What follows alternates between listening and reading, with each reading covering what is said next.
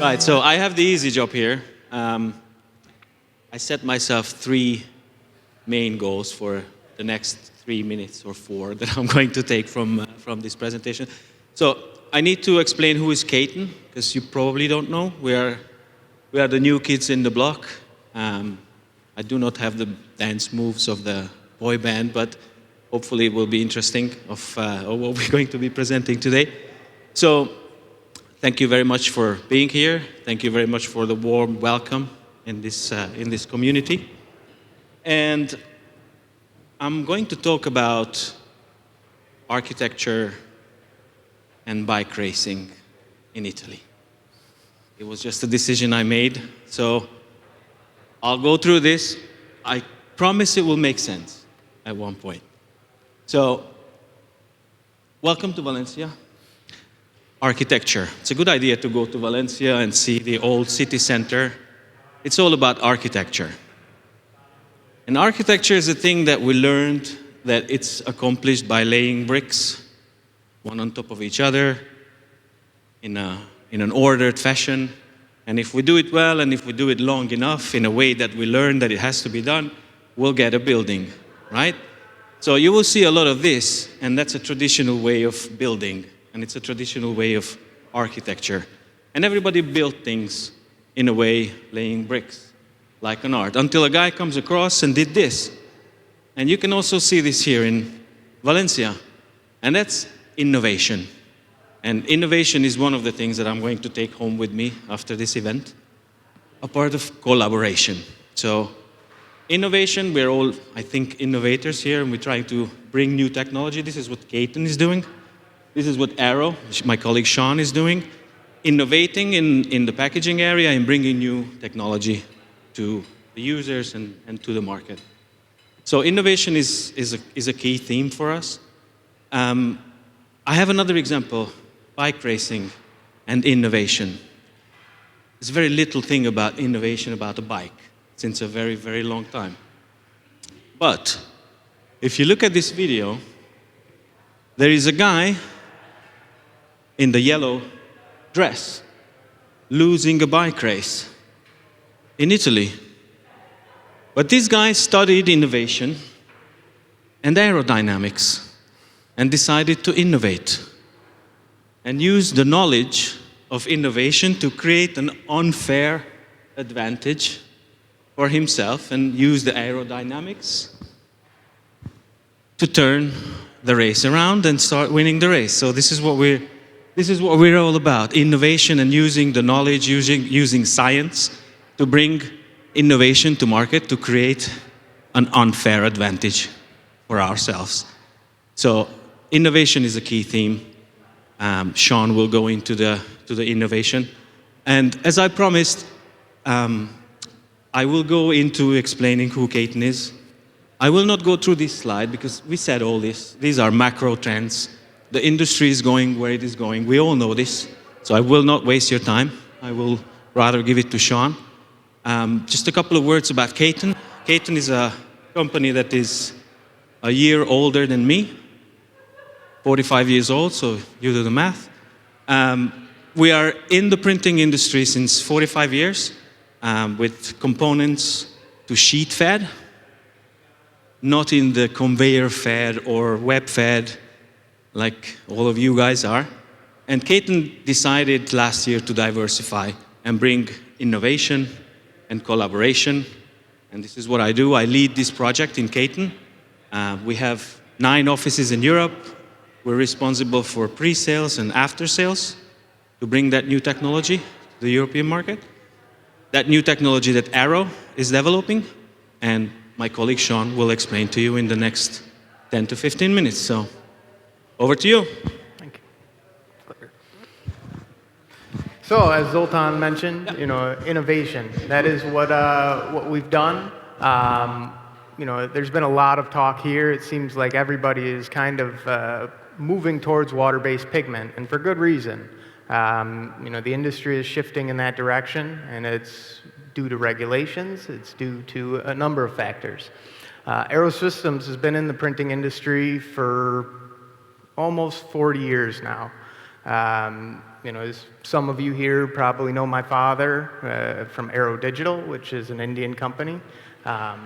This is a family company. We started it out of our dining room, exporting equipment and supplies all over Asia Pacific, and then eventually, mainly into India.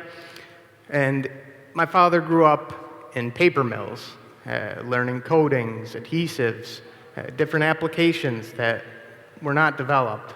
And so that's where we come from.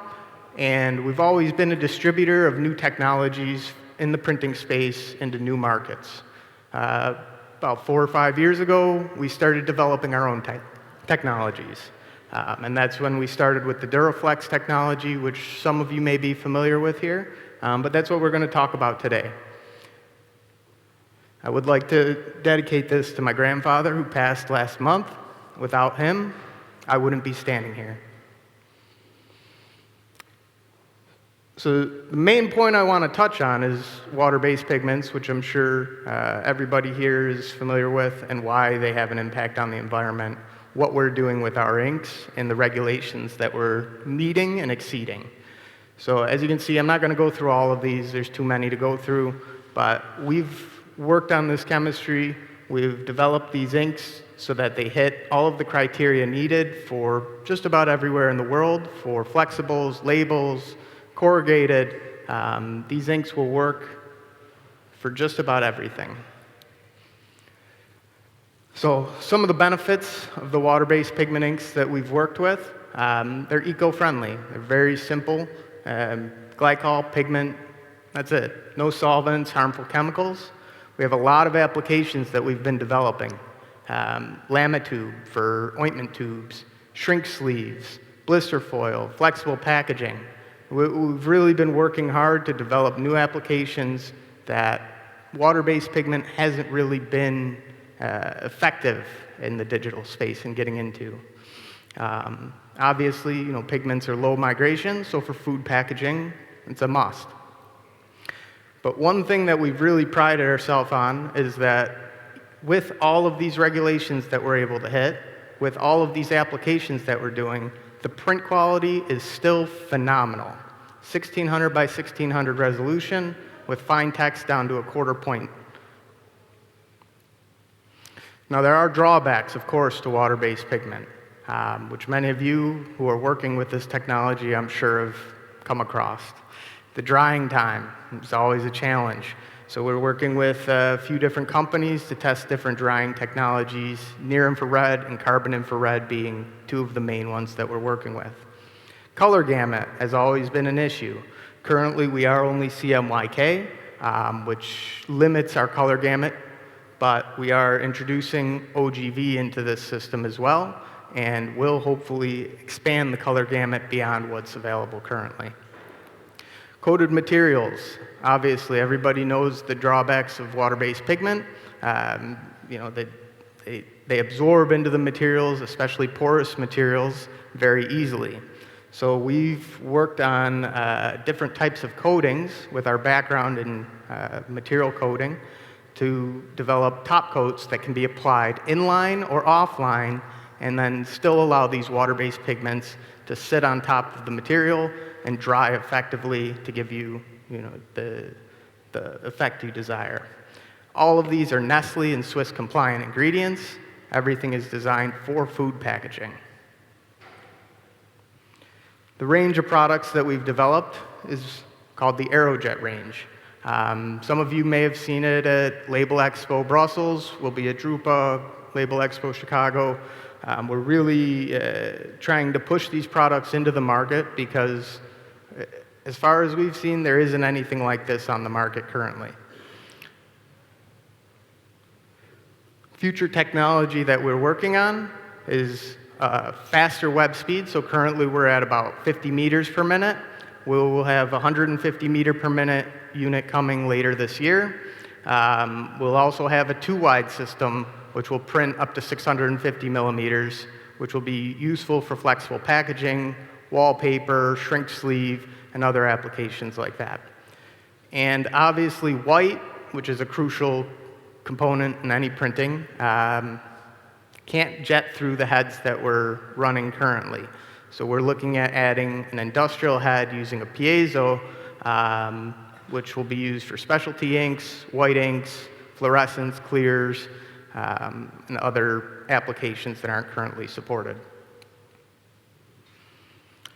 Finally, we are looking at developing a line of specialty materials to pair with all of this.